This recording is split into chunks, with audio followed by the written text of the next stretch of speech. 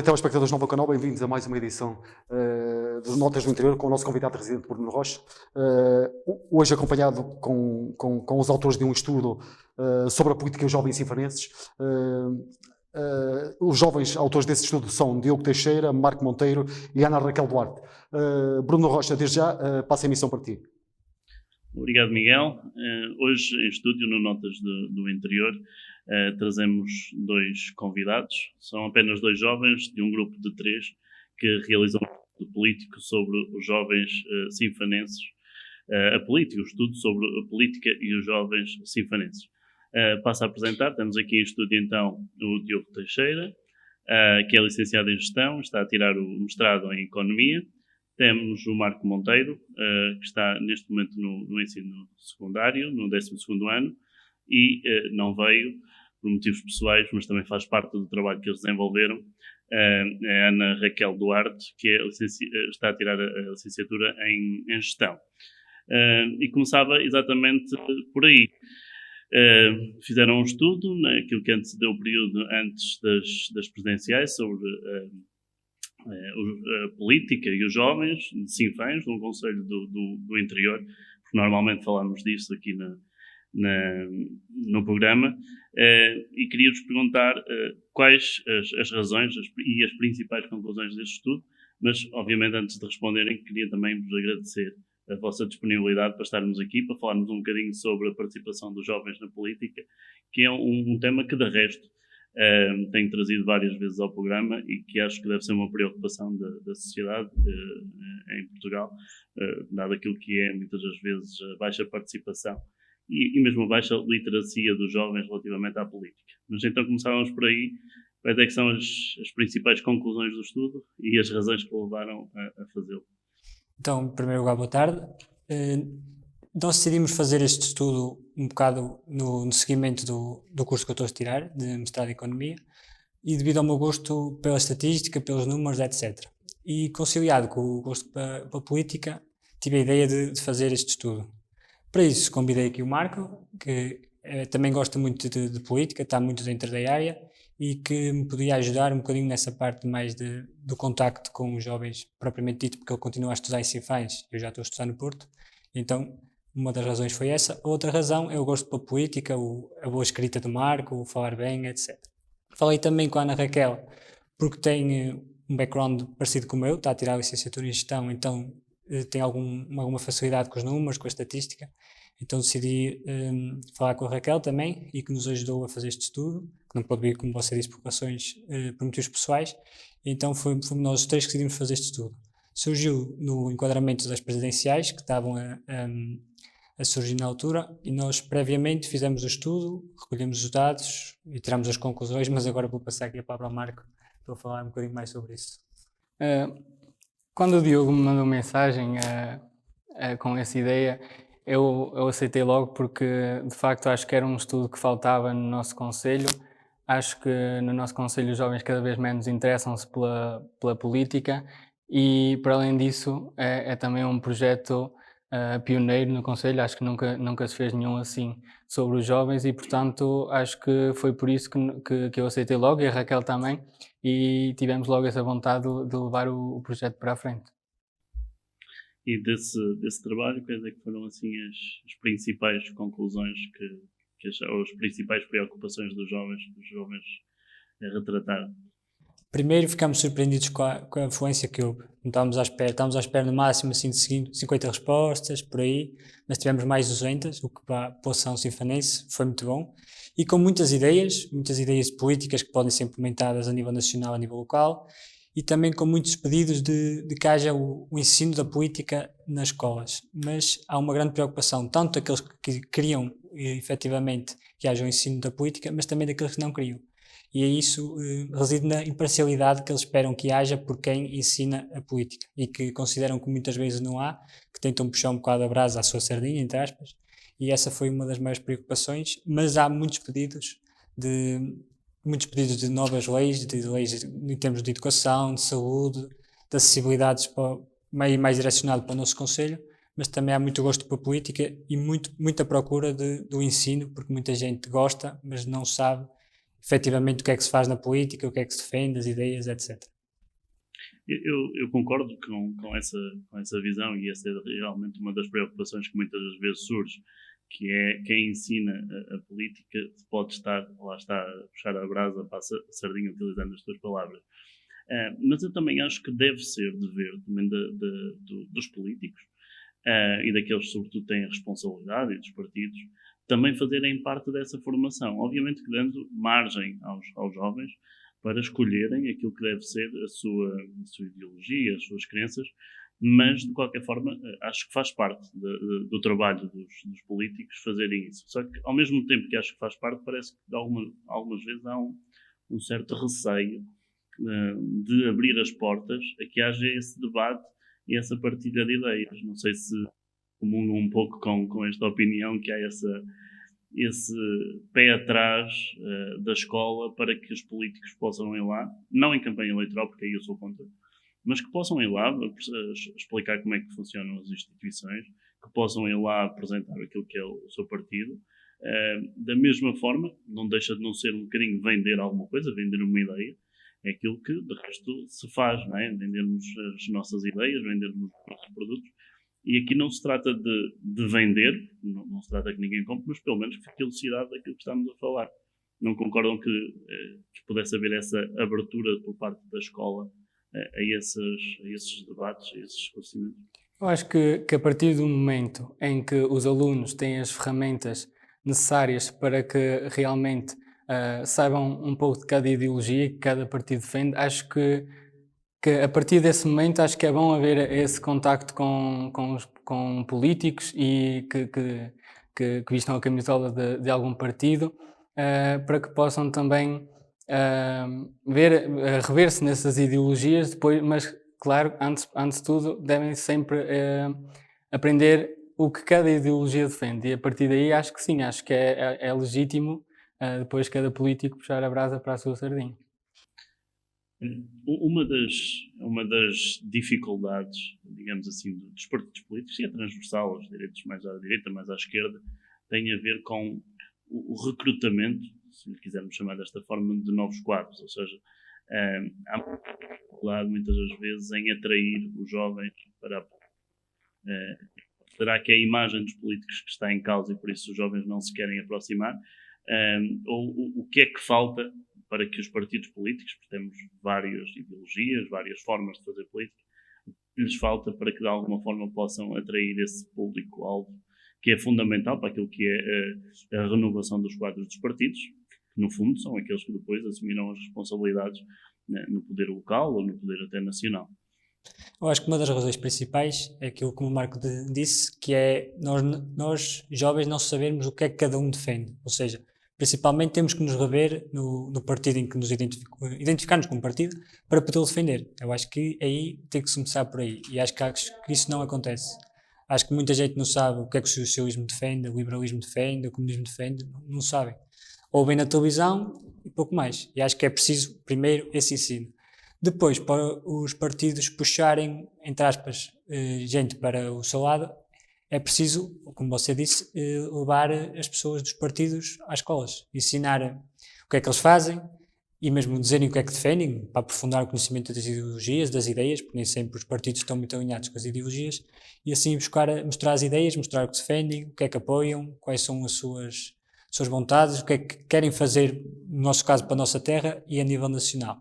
E falta muito isso, e mostrar o que é que fazem, porque depois muita gente pensa, o que é um político? É uma pessoa que fala qualquer coisa e já está, mas não é, há muito trabalho por trás e acho que é preciso elucidar os jovens acerca disso. Acho que para além disso estamos também temos muito enraizado na nossa cultura a ideia de que a política não é útil para a sociedade, no sentido em que a maioria das pessoas acha que os políticos apenas retiram o seu sustento da política. Às vezes, por exemplo, esse tema da corrupção é um tema também muito fraturante e que permite também que as pessoas percam a fé na política, e por isso mesmo acho que também é importante que nós jovens e que nos interessamos pela política, que mostremos que ela tem o poder de amplificar as nossas ideias, de nos dar uma voz ativa, para que muitas vezes estamos a ver o noticiário e aparece que o governo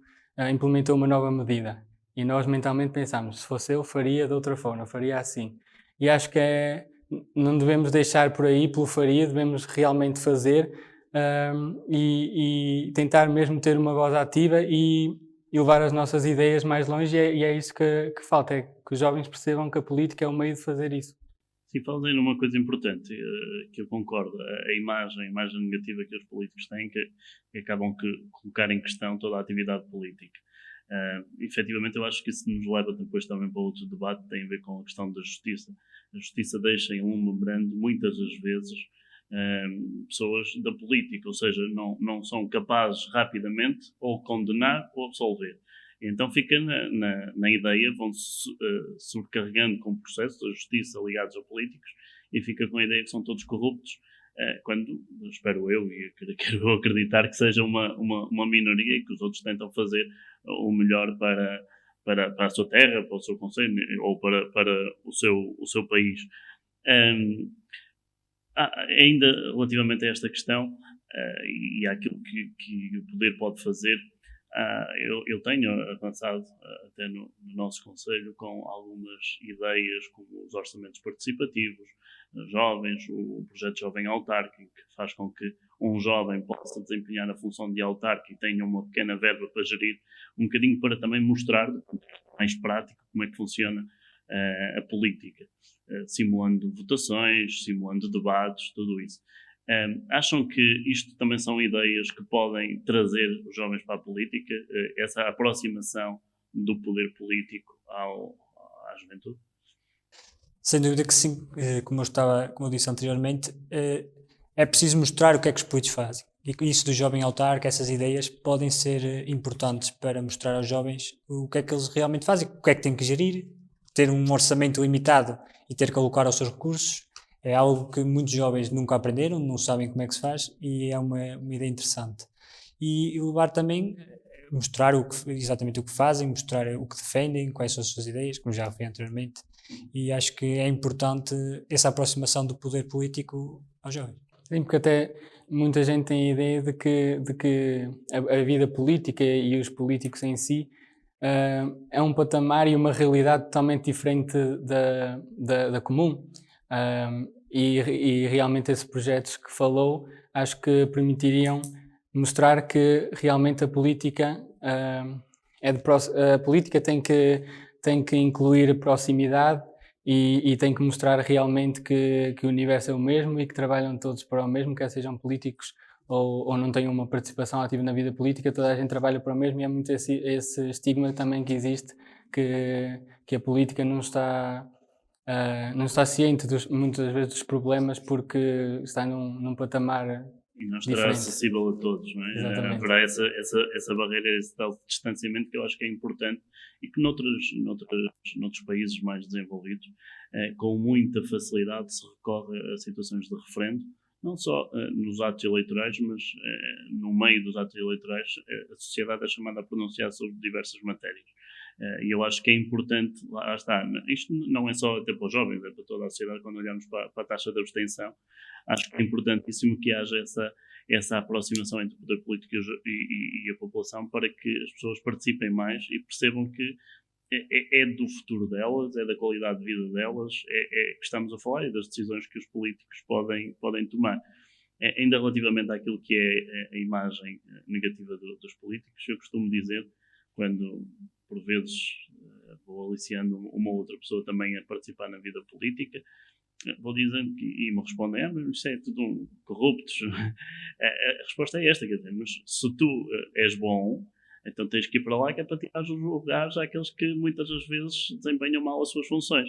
E eu acho que às vezes é isto que nós devemos ter, ou seja, se efetivamente não nos identificamos, e se achamos que lá está, temos as tais ideias melhores, devemos chegar aos sítios próprios, apresentá-las e participar, porque se imiscuirmos daquilo que é a nossa participação política, aí sim estaremos a descredibilizar toda a atividade. Mas ainda assim um bocadinho de encontro mesmo a isto, o que é que vocês como jovens, o que é que um jovem espera do seu Presidente da Câmara, do seu Presidente da Junta, do seu Primeiro-Ministro, dos seus ministros, o que que é que os jovens esperam dos atores políticos? Acho que primeiro esperamos que sejam pessoas honestas, que façam aquilo que se propõem a fazer e não para interesse próprio, ou para interesse dos seus familiares, amigos, etc. Acho que primeiro tem que haver um interesse por todos. Se for do Conselho, se for nacional, para o país.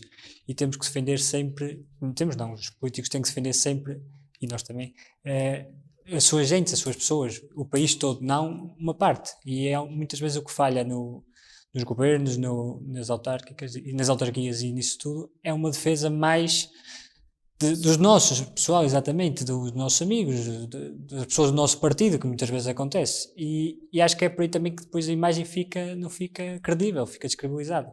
Porque eles procuram trazer o lucro, entre aspas, da política para si e não fazer o bem para todos, distribuir, entre aspas, aquilo que tem que ser e não especificar a um grupo. Acho que, por exemplo, o Primeiro-Ministro tem que defender todas as pessoas, não é só as mais poderosas, as mais ricas, os mais pobres, todos, de forma igual e de forma a podermos desenvolver o melhor possível a nossa área, seja o Conselho, o país, o que for. Colocando um bocadinho o foco do outro lado, estamos a olhar para os políticos, olhando para o outro lado. Nós assistimos ao longo de muitas gerações que marcaram a história de Portugal, com revoluções que surgiram da juventude. Nós nos lembramos das revoluções que nasceram em Coimbra, por exemplo, ou já estamos isso. Nós estamos hoje perante uma juventude mais conformada e menos reivindicativa, porque há muitos anos que não se vêem os jovens cá fora a protestar, ou será que não têm motivos para fazer esses protestos? Eu acho que sim, que tem razão, sem dúvida, porque eu acho que atualmente assistimos também a um mundo do conformismo.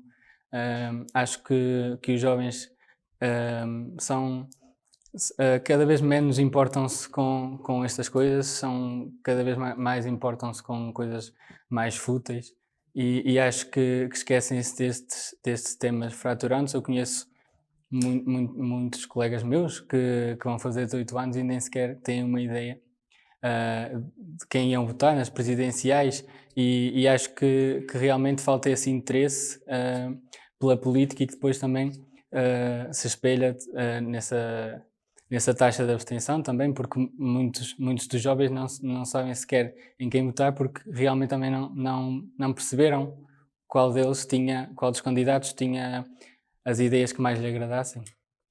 Concordando aqui com o Marco, eu acho que nós hoje em dia, nós jovens e a população em geral, somos um bocado políticos de bancada. Nas redes sociais, nos cafés, etc. Batemos entre aspas em todos, nas ideias e tudo, mas quando chega a hora de nos mostrarmos, de votarmos para mostrar que estamos contentes ou que estamos contentes, seja o que for, ou de expormos a nossa opinião de uma forma geral para mostrar aquilo que defendemos, acobardamos um bocadinho, ou seja, no nosso sofá ali com o teclado, onde ninguém nos conhece, falamos bem, mas depois quando se chega à hora da verdade, as pessoas calam-se um bocadinho. Tenho aqui mais uma última questão também para colocarmos. Obviamente que a nossa conversa dava para muito mais, mas o tempo também não estica muito.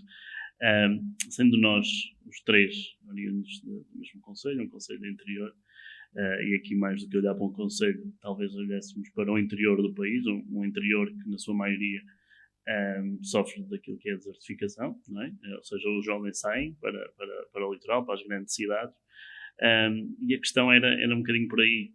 Talvez desse aqui muito pano para mangas, mas pelo menos só deixarmos aqui algumas ideias.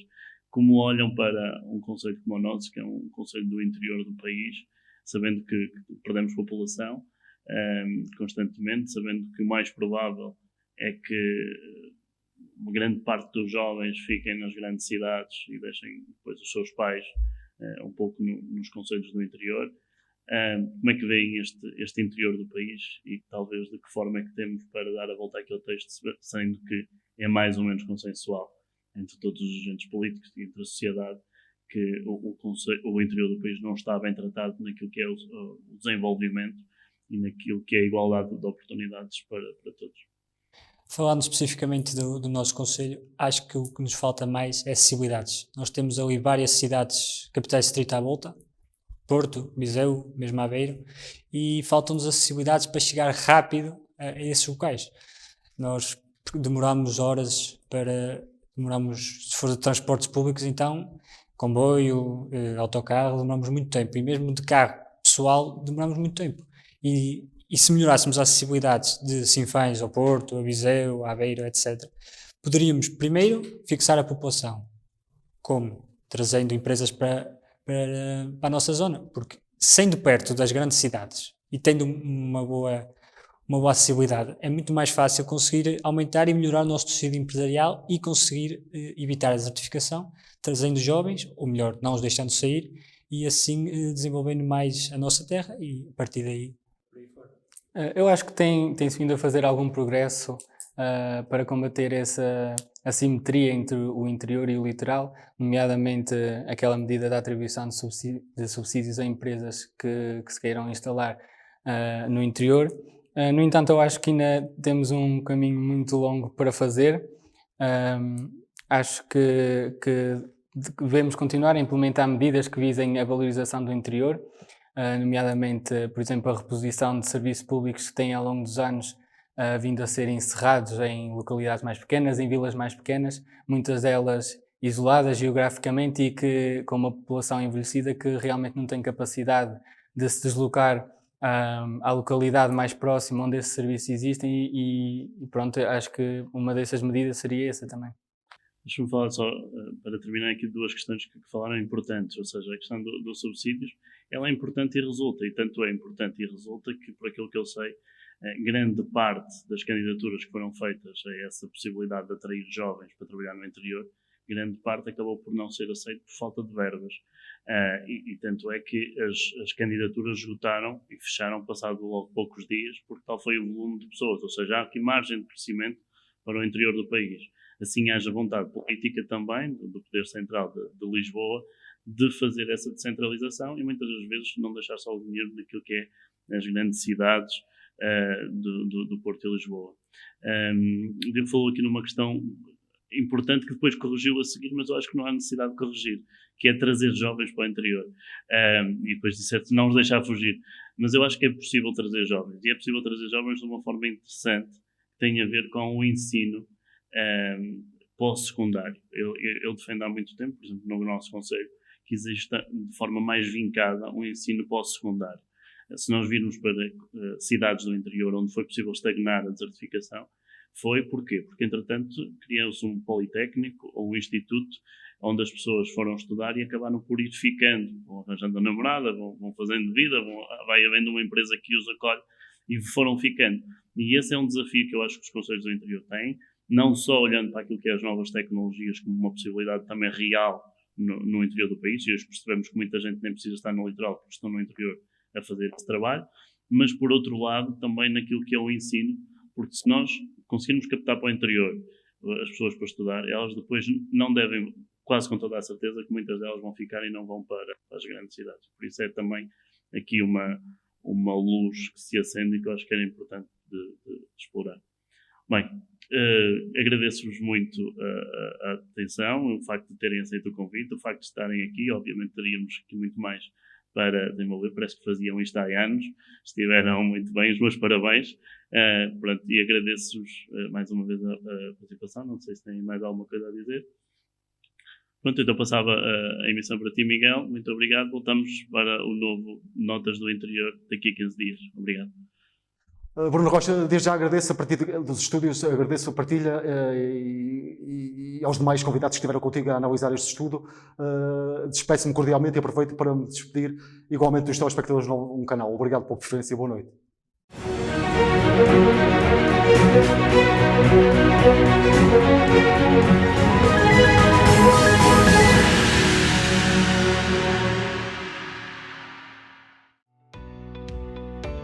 Novum Canal.